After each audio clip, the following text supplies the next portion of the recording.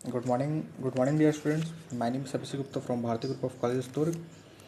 और आज हम एक नया टॉपिक लेकर के आए हैं for BTech agriculture third year for first semester. Subject है आपका बिल्डिंग कंस्ट्रक्शन कॉस्ट एस्टिमेशन, जिसका कोड है आपका EB5312। आज के लेक्चर में हम ब्रिक्स के बारे में डिस्कस करेंगे कि ब्रिक्स क्या होता है, ठीक है, ब्रिक्स कितने टाइप्स के होते हैं और ब्रिक्स का कहाँ कहाँ यूज़ होता है, ये सब देखेंगे। उससे कुछ प्रॉपर्टीज़ डिस्कस करेंगे डिफरेंट डिफरेंट टाइप्स के आपके ब्रिक्स के बारे में। इसके पहले वाले लेक्चर्स में हमने देखा था, लेक्चर 1 में हमने देखा था लाइम के बारे में। उसके बाद हमने सीमेंट्स देखे, उसके इंग्रेडिएंट्स देखे, देन हमने उसके बल्क कंपाउंड्स को डिस्कस किया। उसके बाद हमने उसके मैन्युफैक्चरिंग प्रोसेस को डिस्कस किया। फिर मैन्युफैक्चरिंग प्रोसेस के बाद हमने रॉक्स एंड स्टोन्स को डिस्कस किए। हमने रॉक्स के टाइप्स देखे। रॉक्स के द्वारा ही हमारा क्या मिल रहा था, हमको स्टोन मिल रहा था। उन स्टोन्स का यूज़ हम कहाँ करते हैं आप सभी को पता है, ठीक है। और उन स्टोन्स के बाद हम क्या पढ़ने जा रहे हैं आज, ब्रिक्स, ठीक है। ब्रिक्स हम एज ए कंस्ट्रक्शन पर्पज़ के हिसाब से पढ़ेंगे, जो भी हमारे बिल्डिंग्स में यूज़ होगा, ठीक है। वैसे तो n नंबर ऑफ़ टाइप्स के ब्रिक्स होते हैं। There are n number of types of bricks, ठीक है। मोर देन 50 टाइप्स के हमारे पास ब्रिक्स अवेलेबल होते हैं, जिसका डिफरेंट डिफरेंट यूज़ है। खाली अगर मैं बात करूँ आपकी ब्लास्ट फर्नेस की, ब्लास्ट फर्नेस में मोर देन 50 टाइप्स के आपके ब्रिक्स वहाँ पे यूज़ होते हैं, ठीक है। जिसके डिफरेंट डिफरेंट प्रॉपर्टीज़ होते हैं, डिफरेंट डिफरेंट वेट्स होता है, different different size and shape होता है, ठीक है। बट हम क्या बात करेंगे कंस्ट्रक्शन पर्पज़ के हिसाब से। जो कंस्ट्रक्शन पर्पज़ के हिसाब से अगर मैं बात करूँ, अगर आपको कोई एक नॉर्मल बिल्डिंग कंस्ट्रक्शन करना है और उसमें आपको वॉल तैयार करना है, जिसको हम क्या बोल रहे हैं, मैशनरी कंस्ट्रक्शन बोलते हैं, उसमें हम जनरली रेडिश कलर टाइप के ब्रिक्स को यूज़ करते हैं। और इसके अलावा भी हमारे पास आजकल नया ब्लॉक्स आ गया है, जिसका नाम है आपका फ्लाई एश ब्रिक्स, ठीक है, जो सबसे ज़्यादा यूज़ किया जाता है। और एज़ पर गवर्नमेंट रूल आपको फ्लाई एश ब्रिक्स यूज़ करना कंपलसरी है, ठीक है, पर्यावरण को ध्यान में रखते हुए, ठीक है। बात कर लेते हैं ब्रिक्स के डेफिनेशन से। तो ब्रिक्स का डेफिनेशन क्या बोलता है, देखो, bricks are building blocks which are used generally in machinery construction, ठीक है। मशीनरी कंस्ट्रक्शन मतलब कि आपको वॉल्स बनाने हैं तो वहाँ पे इन ब्रिक्स का यूज़ किया जाता है, ठीक है। और क्या है बोल रहे, देखो, हम इसके टाइप्स क्या क्या हो सकते हैं। फ्लाई एश ब्रिक्स हम यूज़ कर सकते हैं, सीमेंट ब्लॉक्स यूज़ कर सकते हैं, सिंडर ब्लॉक्स यूज़ कर सकते हैं। सबसे ज़्यादा हम कौन सा यूज़ करते हैं हमारे लोकली, हम लोकली जो हम ब्रिक्स यूज़ करते हैं जनरली, वो होता है बर्न क्ले ब्रिक्स होता है, ठीक है। बर्न क्ले ब्रिक्स होता है, जिसको क्या करते हैं, भट्टी में पका कर बनाया जाता है, ठीक है। तो देखो, ये जो बर्न क्ले ब्रिक्स होता है, बनाते कैसे हैं, अभी हम प्रोसेस डिस्कस नहीं कर रहे, हम ये जान लेते हैं कि इसको बनाया कैसे जाता है, इसका क्या क्या प्रोसेस होता है। सबसे पहले हम क्या करते हैं, एक ब्रिक अर्थ तैयार करते हैं। वो हो सकता है क्ले हो, उस क्ले में हम क्या करते हैं, कुछ परसेंटेज ऑफ वाटर ऐड करते हैं, ताकि थोड़ा सा वो क्या हो, अपना एक प्लास्टिक फॉर्म में आ जाए, ताकि हम उसको किसी शेप में डाल सकें। हमारे पास क्या होता है, एक्चुअल में एक मोल्ड अवेलेबल होता है, ठीक है, ऐसा मोल्ड अवेलेबल होता है। और हमारे पास जो भी ये क्ले पार्टिकल्स, इसको क्या करते हैं, हम इसमें इंसर्ट करते हैं और इसको क्या करते हैं, फुली पैक कर देते हैं। देन क्या करते हैं, इसको ड्राई होने के लिए छोड़ दिया जाता है, ठीक है। ड्राई होने के लिए छोड़ते हैं कुछ दिन के लिए। जैसे ये ड्राई हो जाता है, इसको क्या किया जाता है, देन इसको पकाया जाता है, किसमें, हमारे भट्टीज में, ठीक है। तो हमारा ये क्या तैयार होता है, ये ब्रिक्स तैयार होता है, इसलिए इसको क्या बोलते हैं, बर्न क्ले ब्रिक्स। इसके इंग्रेडिएंट्स क्या क्या होते हैं ये देखते हैं। इसके जो इंग्रेडिएंट्स होते हैं वो होते हैं आपके सिलिका होते हैं, एल्यूमिना होते हैं, लाइम होते हैं, आयरन ऑक्साइड होते हैं, मैग्नीशियम होते हैं। ये 5 नाम मैंने जो आपके बताए, ये इंपॉर्टेंट आपको याद रहने चाहिए। अब इसको याद करने का बेहतरीन तरीका मैं बताता हूँ। इसका नाम आप याद रख लो, सलीम, ठीक है। सलीम करके आप लोग याद रख लो। सबसे एस सबसे बड़ा है, एम सबसे छोटा है परसेंटेज के हिसाब से, ठीक है। जिसमें जो एस क्या इम्पार्ट कर रहा है, आपका सिलिका, ठीक है, जिसका परसेंटेज कितना होता है, 50 से 60%, ठीक है। सबसे ज़्यादा परसेंटेज सिलिका का ही होता है। देन उसके बाद आपका alumina, then lime and then iron oxide and magnesium. ये 5 मेन इंग्रेडिएंट्स होते हैं ब्रिक्स को बनाने के लिए, ठीक है। अब सिलिका का क्या काम है और परसेंटेज कितना होता है, आपको ये याद रखना है। सबसे पहली बात, सिलिका का परसेंटेज कितना होता है, 50 to 60%। फंक्शन क्या है, ये क्या कर रहा है, प्रिवेंट कर रहा है किसको, ब्रिक्स को, from shrinkage, cracking and warping, ठीक है।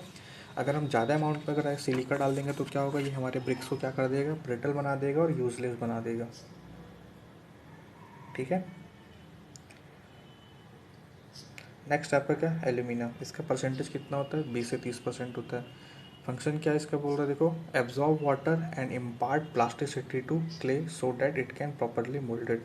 क्या बोल रहा है फंक्शन, एब्जॉर्ब करता है वाटर को और क्या करता है, इम्पार्ट करता है प्लास्टिसिटी टू क्ले को ताकि वो प्रॉपरली मोल्ड हो सके। अगर एक्सेस अमाउंट में एल्यूमिना होगा तो क्या होगा, shrink and warp during burning, drawing and burning. Shrink हो सकता है, वार्प हो सकता है जब इसको हम सुखाएंगे और इसको बर्न करेंगे तो।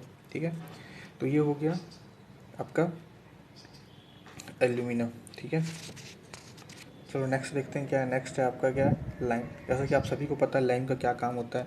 लाइम क्या इम्पार्ट करता है, एक बाइंडिंग प्रॉपर्टी इम्पार्ट करता है। ठीक है, इसका परसेंटेज किससे ज़्यादा नहीं होना चाहिए, 5% से ज़्यादा नहीं होना चाहिए। ठीक है, और कैसा होना चाहिए, ये लम्प के फॉर्म में नहीं होना चाहिए, जैसा कि आमतौर पर जो लाइम हमको मिलता है लम्प के फॉर्म पे मिलता है। ये हमको फाइन पाउडर के रूप में हमारे पास अवेलेबल होना चाहिए। क्या क्या इसका है आपका, इसका जो फंक्शन है क्या क्या है, ये देखो पहली बात तो जो लाइम होता है आपको सभी को पता है कि ये क्या करता है, श्रिंकेज को रोकता है। ठीक है, तो याद रखना, आप लोग इसमें लिखा नहीं है, ये क्या करता है, श्रिंकेज को रोकता है। ठीक है, और ठीक है, श्रिंकेज को रोकता है। ठीक है, और क्या देखो, लाइम क्या है, ईट में फ्लक्स का काम करता है।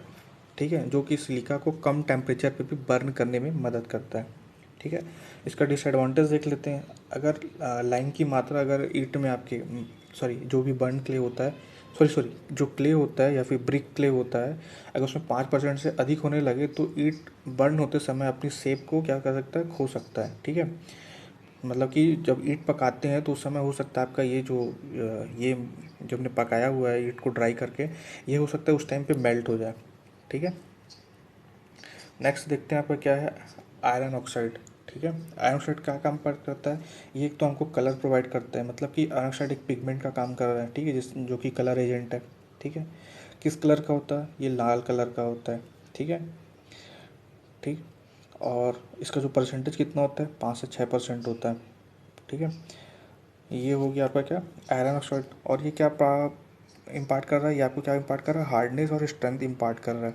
ठीक है, अगर ज़्यादा अमाउंट में हम आयरन ऑक्साइड को डाल देंगे तो क्या हो जाएगा, जो भी हमारा कलर है वो ब्रिक्स का कलर क्या हो जाएगा, डार्क ब्लू हो जाएगा।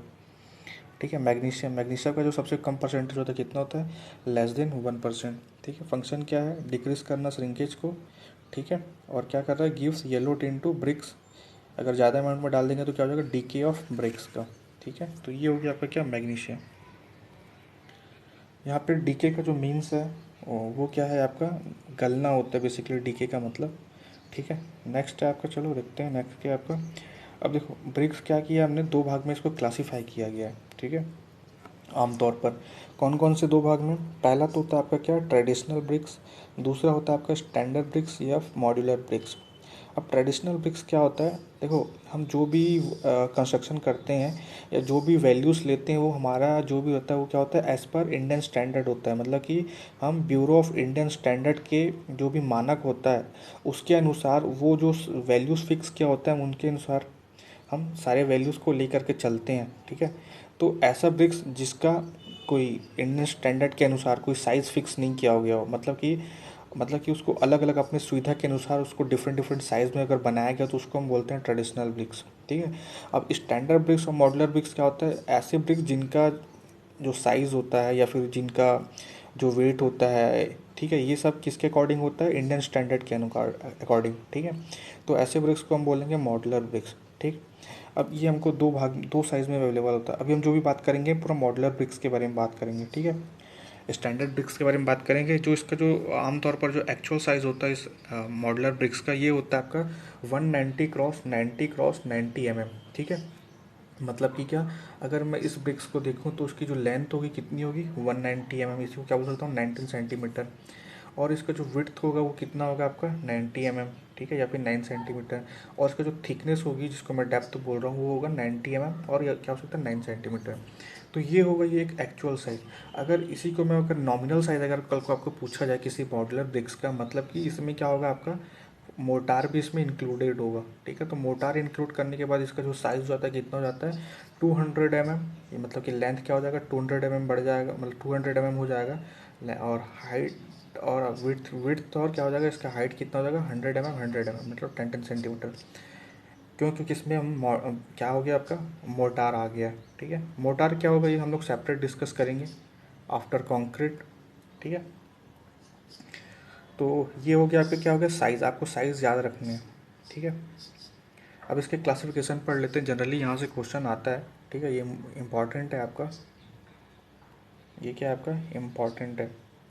तो देखिए, देखो बेसिकली 4 टाइप में हम लोग आपके ब्रिक्स को डिवाइड किए। पहला आपका फर्स्ट क्लास ब्रिक, दूसरा आपका सेकंड क्लास ब्रिक, तीसरा आपका थर्ड क्लास ब्रिक, चौथा आपका झामा ब्रिक्स, ठीक है। इसको झामा ब्रिक्स, इसका नाम ही है झामा ब्रिक्स, ठीक है। जो सबसे बेस्ट होता है वो फर्स्ट क्लास होता है, ठीक है। फर्स्ट क्लास ब्रिक होता है। जो सबसे बेकार होता है, जिसको हम कंस्ट्रक्शन पर्पस में नहीं यूज़ कर सकते, वो होता है आपका झामा ब्रिक्स और थर्ड क्लास ब्रिक। ये हम जनरली कंस्ट्रक्शन पर्पस में नहीं यूज़ करते, मतलब कि बड़े कंस्ट्रक्शन की हमको वॉल बनाना है तो हम कोशिश करेंगे कि फर्स्ट क्लास ब्रिक से बनाए या फिर सेकंड क्लास ब्रिक से बनाए, ठीक है। तो एक एक करके सबको डिस्कस करते हैं, इनके प्रॉपर्टीज़, ये इंपॉर्टेंट है आपका प्रॉपर्टीज़। तो देखो क्या बोल रहा है, फर्स्ट क्लास ब्रिक्स क्या है, bricks should be in proper size होना चाहिए, रेगुलर शेप, मतलब कि क्या होता है उसका regular shape 190 cross 90 cross 90 mm, ये एक्चुअल साइज है, आपको ये वैल्यूज़ आपको याद रखनी पड़ेंगी, ठीक है।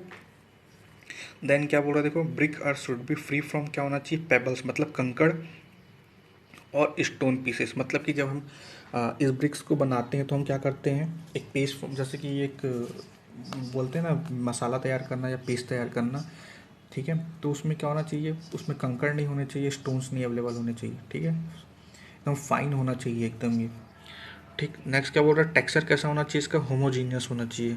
और एक चीज़ ध्यान रखना, यहाँ पे इंपॉर्टेंट टर्म आया है कंप्रेसिव स्ट्रेंथ, सॉरी ये क्रशिंग स्ट्रेंथ होगा, क्रशिंग स्ट्रेंथ होगा, चलो कंप्रेसिव स्ट्रेंथ भी बोल सकते हैं, ठीक है। जो कंप्रेसिव स्ट्रेंथ कितना होना चाहिए, 10 मेगा पास्कल या फिर 105 केजी पर सेंटीमीटर स्क्वायर, ये इसकी, इससे ज़्यादा होना चाहिए, इससे कम नहीं होना चाहिए, ठीक है। तो ये, और क्या बोल रहा है देखो, BRICS should be made for good earth कंप्रे, है ना, मतलब कि क्या बोल रहा है, जो भी हम ब्रिक्स बनाएंगे वो एक अच्छी क्वालिटी का हमारा अर्थ मटेरियल हो, ठीक है। और क्या बोल रहा है देखो, एजेस कैसा होना चाहिए, एकदम शार्प होने चाहिए, ऐसा ना हो कि उनके एजेस टूटे हुए हों, ठीक है। अगर एजेस टूटे हुए होंगे या एजेस शार्प नहीं होंगे तो वो फर्स्ट क्लास ब्रिक्स नहीं कहलाएगा, ठीक है। जनरली हम जब साइट में जाते हैं या साइट पे हमारे पास जो ब्रिक्स अवेलेबल होता है, हम उसको ऐसे ही चेक किया जाता है। नॉर्मली अब साइट पे हमारे पास क्या है, कुछ मशीन्स तो होती नहीं है, तो सबसे पहले हम उसका क्या चेक करते हैं, साइज़ चेक करते हैं, ठीक है। वो प्रॉपर साइज़ में है कि नहीं, शार्प है कि नहीं उसके एजेस।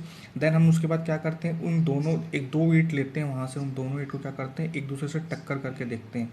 अगर टक्कर कर रहे हैं और हमको एक क्लियर मेटेलिक रिंगिंग साउंड हमको मिलता है, ठीक है, वो क्या होगा, हमारा एक फर्स्ट क्लास ब्रिक्स होगा, ठीक है। ये इस पॉइंट्स, ये वाला जो पॉइंट है उसका यही कहना है कि मतलब कि when being struck brick should be emit clear metallic ringing sound, मतलब कि जब दो ब्रिक्स आपस में टकराया जाता है तो एक क्लियर मेटेलिक रिंगिंग साउंड आना चाहिए। ये एक खासियत है या प्रॉपर्टीज़ है या फिर एक कैरेक्टरिस्टिक्स है किसके, फर्स्ट क्लास ब्रिक्स का, ठीक है।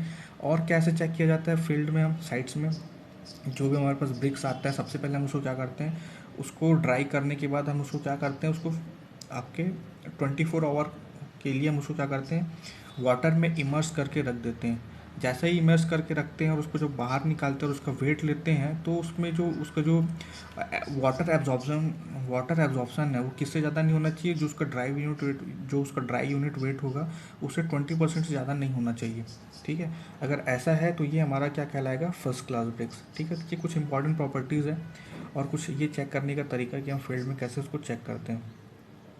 उसके बाद आपका क्या है, second class BRICS. Second class BRICS, अच्छा फर्स्ट क्लास ब्रिक्स कहाँ कहाँ यूज़ कर सकते हैं, फर्स्ट क्लास ब्रिक्स हमारे कंस्ट्रक्शन पर्पस में हर जगह, जैसे वॉल बनाना है, डैम में यूज़ करना है, या फिर कोई भी अच्छा काम, मतलब कि कोई भी ऐसा बिल्डिंग यूनिट्स जो हमको तैयार करना हो, ठीक है, वहाँ पर हम इसको यूज़ करेंगे, ठीक है। या फिर लाइनिंग वर्क में भी हम इसको यूज़ कर सकते हैं, किसको, हमारे ब्रिक्स को, फर्स्ट क्लास ब्रिक्स को, ठीक है। क्यों, इसका कंप्रेसिव स्ट्रेंथ सबसे ज़्यादा होता है, शेप साइज़ बराबर होता है, ठीक है, होमोजीनियस होता है और वाटर एब्जॉर्प्शन कम होती है, ठीक है। ये सब कुछ उसकी बातें थी। अब नेक्स्ट है आपका second class BRICS. Second class BRICS कहाँ बनाया जाता है, इसको भी भट्टी में गर्म करके तैयार किया जाता है, ठीक है। और दे आर ग्राउंड मोल्डेड, मतलब कि मान लो हम जो फर्स्ट क्लास ब्रिक्स बना रहे हैं उसके लिए हमारे पास क्या होता है, प्रॉपर मोल्ड होता है, और उस मोल्ड्स को भी हम क्या करते हैं, अच्छे से मशीन्स में प्रेस करके बनाया जाता है। बट ये जो ब्रिक्स होता है नॉर्मल आमतौर पर लेबर्स के द्वारा, ठीक है, लेबर्स के द्वारा इसको मोल्ड किया जाता है। तो अगर लेबर मोल्ड्स करेंगे तो हो सकता है किसी ब्रिक्स को ये अच्छे से मोल्ड करें, किसी ब्रिक्स में कुछ ऊपर नीचे अप एंड डाउन्स कर दें, ठीक है, किसी में ज़्यादा मटेरियल रख लिया और किसी में कम मटेरियल भर दिया, ठीक है। तो ये सब कुछ प्रॉब्लम्स आ सकती हैं, ठीक है। इस टाइप के जो सबसे इम्पोर्टेंट टाइम पॉइंट्स आ रहा है यहाँ पे कि जो इसका क्रशिंग स्ट्रेंथ होता है कितना होता है 7 Nm/mm² या फिर 7 MPa से कम नहीं होना चाहिए, ठीक है। और क्या बोल रहा है, रेक्टेंगुलर इन शेप होना चाहिए, ठीक है। बट हो सकता है कि इसके edges are not accurately uniform and sharp edge like first class bricks, ठीक है। हो सकता है कि जो सेकंड क्लास ब्रिक्स है ये एकदम शार्प ना हो, ठीक है, इसके एजेस है ना, और यूनिफॉर्म ना हो जैसा कि हमारा फर्स्ट क्लास ब्रिक्स होता है, ठीक है। ये जो ब्रिक्स है क्या बोल रहा है, they are free from cracks but small cracks and distortions are permitted, मतलब कि जो फर्स्ट क्लास ब्रिक्स है उसमें तो किसी भी तरह का क्रैक्स तो होना ही नहीं चाहिए, बट जो सेकंड क्लास ब्रिक्स होता है इसमें थोड़ा बहुत हम इसमें क्रैक्स और डिस्टॉर्शन हम परमिट कर सकते हैं, ठीक है। और क्या बोल रहा है देखो, जब हम इसको वाटर में इमर्स करते हैं कि इसको हमारे सेकंड क्लास ब्रिक्स को चेक करने का तरीका है ये है, तो ये कम से कम 22% से ज़्यादा वाटर एब्जॉर्ब ना करे अपने खुद के ड्राई यूनिट वेट का, ठीक है। थर्ड इसमें और क्या बोल रहे हैं next point, the emit ringing sound when two bricks are struck each other, जब हम दो ब्रिक्स को आपस में एक साथ टकराते हैं तो उसमें से जो एक रिंगिंग साउंड आता है, ठीक है, जो कि पहचान है आपका किसका, सेकंड क्लास ब्रिक्स का। देन नेक्स्ट है आपका क्या, किस कलर में आता है, ये हमको रेड कलर में भी देखने को मिलेगा, ठीक है। बट हो सकता है कि किसी किसी एरिया में आपको सफ़ेद सफ़ेद भी देखने को मिल जाए, पैचेस, मतलब कि ये यूनिफॉर्म कलर नहीं मिलेगा आपको, ठीक है, सेकंड क्लास ब्रिक्स में। थर्ड क्लास ब्रिक्स है आपका, देखो क्या बोल रहा है, एक इमिट कर रहा है किसको, एक जब हम दो ब्रिक्स को आपस में टकराएंगे थर्ड क्लास ब्रिक्स के, तो ये क्या करेगा, एक डल रिंगिंग साउंड एमिट करेगा, ठीक है। और जब हम इसको वाटर में इमर्स करते हैं 24 आवर्स के लिए, तो ये क्या कर, इसमें जो वाटर एब्जॉर्प्शन कैपेसिटी वो 25% से ज़्यादा नहीं होना चाहिए अपने खुद के ड्राई यूनिट वेट से, सॉरी ड्राई वेट से, तो ठीक है। और क्या बोल रहा है, इसका जो कंप्रेसिव स्ट्रेंथ होता है जो मिनिमम क्या होना चाहिए, 3.5 Nm/mm², ये मिनिमम है, ठीक है, इससे कम नहीं हो सकता, इतना होना ही चाहिए थर्ड क्लास ब्रिक्स के लिए। एज ए 100 अगर शार्प नहीं भी है तो चलेगा, ठीक है, बट सेकंड क्लास से थोड़ा सा कम शार्प होगी इनके एजेस, ठीक है। नेक्स्ट आपका क्या, झामा ब्रिक्स, झामा ब्रिक्स, ठीक है। जब कभी भी हम भट्टी में जब हम ब्रिक्स को बनाते हैं या ब्रिक्स को तैयार किया जाता है तो क्या होता है, कभी कभी ओवर बर्निंग हो जाती है, ठीक है। ओवर बर्निंग के कारण क्या होता है, ये जो ब्रिक्स बनते हैं इनको बोलते हैं हम झामा ब्रिक्स। अब हम इसको कंस्ट्रक्शन पर्पज़ में बिल्कुल भी यूज़ नहीं कर सकते, ठीक है। अब इसका यूज़ कहाँ कर सकते हैं, इसका यूज़ हम ऐसे जगह कर सकते हैं जहाँ पे हमको मास कंक्रीटिंग के लिए हमको एग्रीगेट का रिक्वायरमेंट है, या फिर हमको कहीं पे बहुत ज़्यादा एग्रीगेट का रिक्वायर्ड है जहाँ पे एग्रीगेट्स का रेट बहुत ज़्यादा हाई होता है, ठीक है। या फिर ऐसा जगह यूज़ कर सकते हैं जहाँ पे स्टोन्स हमको एज एग्रीगेट अवेलेबल नहीं है, तो हम इस झामा ब्रिक्स को यूज़ कर सकते हैं, ठीक है। ये जो झामा ब्रिक्स होते हैं ये क्या होता है, इरेगुलर साइज होते हैं और शेप में होते हैं, ठीक है। तो ये हो गया क्या आपका कुछ झामा ब्रिक्स, ठीक है, और ये कुछ इसका क्लासिफिकेशन हो गया, ठीक है। अब जैसा कि इसका यूजेस आपको पता ही हो, कहाँ पे हम यूज़ कर सकते हैं, वॉल्स बनाने में यूज़ कर सकते हैं हमारे ब्रिक्स को, ठीक है। ये झामा ब्रिक्स कहाँ यूज़ करेंगे, एज ए कॉन्क्रीट के रूप में, सॉरी एज ए एग्रीगेट के रूप में इसको यूज़ कर सकते हैं, ठीक है। तो ये सब कुछ पॉइंट्स आपको याद रखने पड़ेंगे, ठीक है। इसके बाद इसके नेक्स्ट वाले लेक्चर्स में हम क्या डिस्कस करेंगे, इसके नेक्स्ट वाले लेक्चर्स में हम डिस्कस करेंगे इसके मैन्युफैक्चरिंग प्रोसेस को, ठीक है। Thank you.